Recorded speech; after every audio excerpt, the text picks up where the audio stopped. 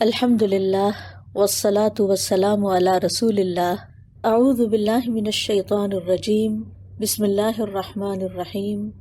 اللہ سبحانہ وتعالیٰ کے 3 خوبصورت نام جو ایک ہی مادہ میم لام کاف سے ہیں: الملک، المالک، الملیک. الملک یعنی وہ جو ہر چیز کی ملکیت رکھتا ہے اور اس پر حاکمیت بھی رکھتا ہے. فتعالى الله الملك الحق لا إله إلا هو رب العرش الكريم. تو بہت بلند ہے اللہ سچا بادشاہ، اس کے سوا کوئی معبود نہیں، وہ عرش کریم کا رب ہے. حضرت علی روایت کرتے ہیں رضی اللہ عنہ کہ نبی صلی اللہ علیہ وسلم جب نماز کے لیے کھڑے ہوتے تو یوں آغاز کرتے: اللہم انت الملک لا الہ الا انت. اے اللہ تو ہی بادشاہ ہے، تیرے سوا کوئی الہ نہیں. المالک یعنی وہ جو ہر چیز کی ملکیت رکھتا ہے. قرآن مجید میں آتا ہے: قل اللہم مالک الملک تؤتی الملک من تشاء وتنزع الملک ممن تشاء وتعز من تشاء وتذل من تشاء بیدک الخیر انک علی کل شیء قدیر. اے اللہ ملک کے مالک، تو جسے چاہتا ہے بادشاہت عطا فرماتا ہے اور جسے چاہتا ہے اس سے بادشاہت چھین لیتا ہے، اور تو جسے چاہتا ہے عزت دیتا ہے اور جسے چاہتا ہے ذلت دیتا ہے. ساری بھلائی تیرے ہی ہاتھ میں ہے، بے شک تو ہر چیز پر قادر ہے. الملیک یعنی وہ ذات جس کی حاکمیت اور بادشاہت لازوال ہے اور کوئی دوسرا اس میں حصہ دار اور شریک نہیں. قرآن مجید میں آتا ہے: ان المتقین فی جنات ونہر فی مقعد صدق عند ملیک مقتدر.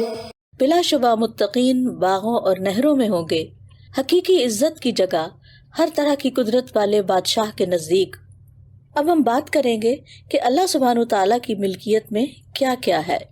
اس کی ملکیت میں سورج اور چاند، رات اور دن، ستارے اور سیارے، فرشتے اور روحیں، مٹی، پہاڑ اور پودے، انسان اور جنات، پرندے اور جانور، سمندر اور دریا، بادل اور بارشیں، ہوائیں اور آندھیاں، اور ان سب کے علاوہ ہر وہ چیز بھی جو ابھی تک ہماری نظروں سے اوجھل ہے یا جس کا ہمیں علم نہیں.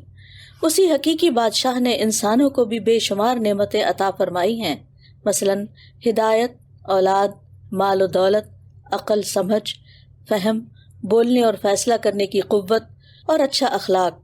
انسان دنیاوی بادشاہوں سے مروب ہوتا رہتا ہے، جبکہ اللہ سبحانہ تعالیٰ ہی تمام دنیاوی بادشاہوں کا اور جو کچھ ان کی ملکیت میں ہے ان سب کا بھی اصل مالک ہے. اگر سب جن و انس مل کر بھی اللہ سبحانہ تعالیٰ سے ایک ساتھ بیک وقت مانگیں اور اللہ ان سب کو وہ دے دے جو انہوں نے مانگا، تو اس کے خزانے میں اتنی بھی کمی نہیں ہوگی کہ جتنی ایک سمندر میں سوئی ڈالی جائے اور اس پر پانی لگا ہوا ہو. اسی لیے جب مومن بندے کو یہ احساس ہو جاتا ہے کہ اصل اختیار اور ملکیت صرف اللہ سبحانہ تعالیٰ کی ہے، تو پھر اس کے پاس کوئی بھی چیز آئے یا جائے وہ مایوس نہیں ہوتا، بلکہ وہ صبر اور شکر کرتا ہے.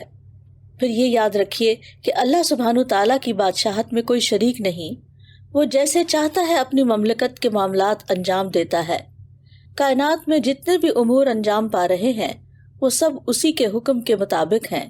وہ ایسا مالک ہے کہ اس کے صرف 2 قدموں کے رکھنے کی جگہ تمام مخلوقات پر چھائی ہوئی ہے. نہ کوئی اس کی بادشاہت میں مداخلت کر سکتا ہے، نہ کوئی اسے عاجز کر سکتا ہے، اور نہ ہی کوئی اس کے فیصلوں کے خلاف مزاحمت کر سکتا ہے. تبارک الذی بیدہ الملک وہو علی کل شیء قدیر.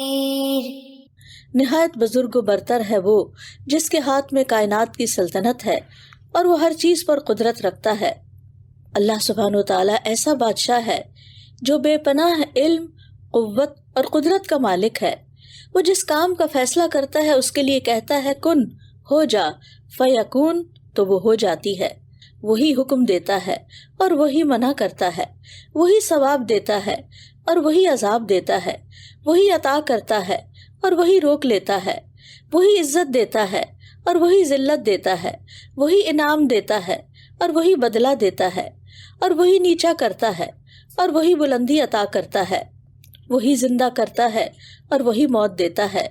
اسی نے اپنی مملکت میں چاروں کونوں میں رسول بھیجے اور یوں اپنے بندوں پر اپنی رحمت اور فضل کو عام کیا۔ وہ باقی ہے، اسے فنا نہیں، وہ قوی ہے، اس پر کوئی غالب نہیں، وہ عادل اور زور آور ہے، ظالم نہیں، وہ قدرت رکھنے والا ہے، عاجز نہیں، وہ غنی ہے، کسی کا محتاج نہیں۔ پاک ہے وہ جس نے ہر چیز کو پیدا کیا پھر اس کی تقدیر بنائی۔ اللہ سبحانہ تعالیٰ دنیا کے علاوہ آخرت کا بھی کلی طور پر مالک ہے، وہ بدلے کے دن کا مالک ہے۔ قیامت کے دن کا مالک ہونا اس کی اپنی مخلوق پر بہت بڑی رحمت ہے کہ اس دن کسی پر ذرہ برابر بھی ظلم نہ کیا جائے گا۔ وہ محسن کو اس کے احسان کا اور برے کو اس کی برائی کا بدلہ دے گا۔ وہی قیامت کے دن کے تمام فیصلوں کا مالک ہوگا۔ کوئی اس کے سامنے بات نہ کر سکے گا، نہ جھگڑ سکے گا، اور نہ ہی کسی کے پاس یہ اختیار ہوگا کہ اس کے فیصلوں کو بدل سکے۔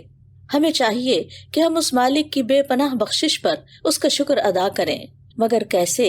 چونکہ وہ مالک ہے تو ہم مملوک بن کر اس کی اطاعت کریں اور اس کے آگے جھک جائیں، اسی کو حقیقی بادشاہ سمجھیں، اسی سے شدید محبت کرنے والے بن جائیں، اس کی بادشاہت میں کسی اور کو شریک نہ کریں، اس سے ملاقات اور اس کے قرب کا شوق رکھیں، اس کے عطا کیے گئے ہاتھوں اور باقی اعضاء سے اس کی نافرمانی کے کام نہ لیں، اور اس کی عطا کی گئی ہر نعمت کو اسی کے راستے اور اسی کے احکامات کے مطابق استعمال کریں۔ تو آخر میں یہی بات کہنا چاہوں گی کہ جب ہماری ہر چیز کا مالک اللہ ہے، ہماری تقدیر بھی اسی کے ہاتھ میں ہے، تو پھر ہمیں اپنے معاملات بھی اس پر چھوڑ دینے چاہیے، اس پر بھروسہ کرنا چاہیے اور اس کے فیصلوں پر راضی ہو جانا چاہیے۔ دنیا کے معاملات میں اور دین کے معاملات میں بھرپور کوشش بھی کرتے رہنا چاہیے تاکہ وہ ہم سے راضی ہو جائے۔ وآخر دعوانا ان الحمد للہ رب العالمین۔